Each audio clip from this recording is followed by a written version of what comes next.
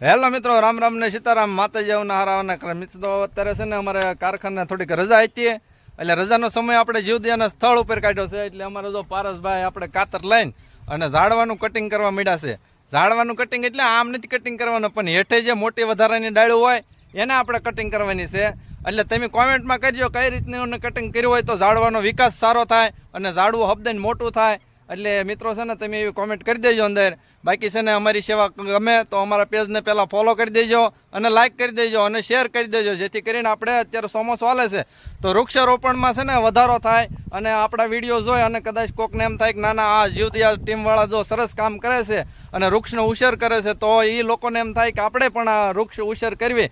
તો આ ચોમાસું હાલે છે એટલે વરસાદ સારો આવે અને છે ને વૃક્ષ આપણે વધારે રોપાય એવું કરવાનું છે. કેમ કે આપણે ઓક્સિજનની જે તાણ પડી છે આપણે કોરોના કાળ વખતે એવી આપણે તાણ ન પડવા દેવાની ને આપણે હમાય લીલું વન કરીને અને મોટું જંગલ બનાવી દેવાનું છે અને આપણે વૃક્ષનો વધારો કરવાનો છે, ઘટાડો નથી કરવાનો. બાકી ડાયરાને છે ને રામ રામ ને સીતારામ, જય માતાજી.